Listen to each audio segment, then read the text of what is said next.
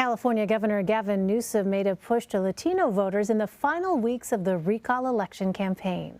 And that's because, look at these numbers. According to the 2020 census, California has more than 5 million registered Latino voters. That's nearly 28% of the total electorate. And the number has increased 126% since the last recall election in 2003.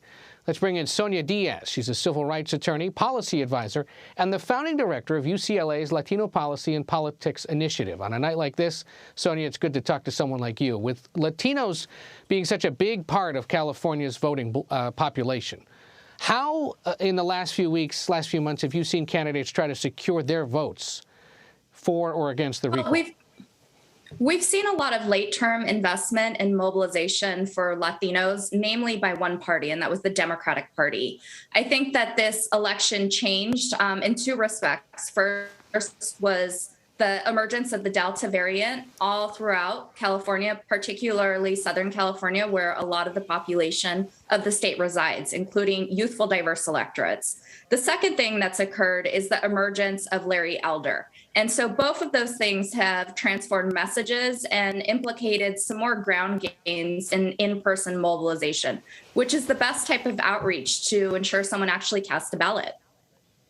You said something there, late-term investment. It always seems to be late-term investment when it comes to Latino voters, Asian voters, certain other blocks of voters. They still do late-term investment in California. It's not a forward-thinking part of the strategy, given how many Latino voters there are in the state? Ed, I'm glad that you brought that up, because that's some of the stuff that we do at UCLA is both the emergence and the growth of youthful, diverse electorates. The 2020 census made that clear in terms of the two fastest growing population groups. Those two groups, Asian Americans and Latinos, have been growing at these rates for 2 cycles now, census cycles, election after election. Unfortunately, campaigns, including this recall campaign, focused on a universe of likely voters. And when you do that, you are leaving out low propensity voters and first-time voters. But I want to share something that I think is really striking. Out of UCLA, we calculated the growth in the Latino registered voting share in California from 2000 to 2020. That growth rate is 161%. And another marker that's really important in terms of sustainability of campaigns, including this recall campaign and the future of Governor Gavin Newsom, is that California's mature electorate, which really leans white and affluent, is on the decline in terms of their share. What do you mean by mature electorate? I mean older. So one of the things that's really clear in terms of population demography is that people of color are much younger than their white peers. Right. We know, of course, Latinos are by no means a monolith. We saw signs of that even in last year's elections with modest Republican support among Latinos for former President Trump. But, California, obviously a big state. Latinos in that state, different than Latinos in Texas or Florida or here in the Northeast and Mid-Atlantic. Historically speaking, what are some of the key issues for them in California?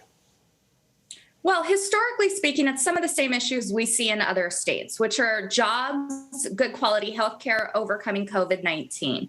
Now, in a state like California, the policy axis is a little different. We are a state that has a legislature that during COVID-19 did not bar access to cash assistance based on citizenship status or whether or not someone files federal income tax. We also sought to ensure that people had access to food. We expanded access to health insurance for undocumented immigrants over the age of 50. So the scenario and landscape in California is different. That said, Latinos aren't a monolith, and you have to meet people where they are. We know that Los Angeles County was the epicenter of COVID-19. That's going to be front and center in terms of those families and those households and those voters. In places like the Central Valley, you could see, the closure of small businesses.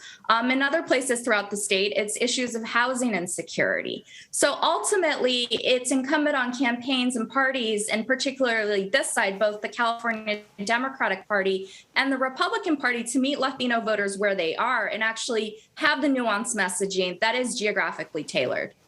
I'm curious, based on your research, based on your observation, not only of this recall campaign, but previous ones, you have a sense of who's done the best job at mobilizing Latino voters even if they're not in California, it might be somebody else across the country. Who does a good job in either party of thinking about them from the start and pulling them through all the way in hopes of getting their vote? Well, I'll give you a national example and a local example. Our research out of UCLA showed that Senator Sanders' 2020 presidential run was able to mobilize diverse Latino voters in places like Iowa, Nevada, and California. He really had the highest vote share. His tactics were multidimensional, hiring Latinos as strategists, making sure Latino issues were front and center, meeting people where they were, including going to places that no candidates had really spent a lot of time going before. In California, that was the Coachella Valley. Now, a local example is thinking about trusted messengers. We see this with vaccination. You need to identify the people that diverse households are going to respond to, especially since there is this plethora of misinformation and disinformation that targets these households.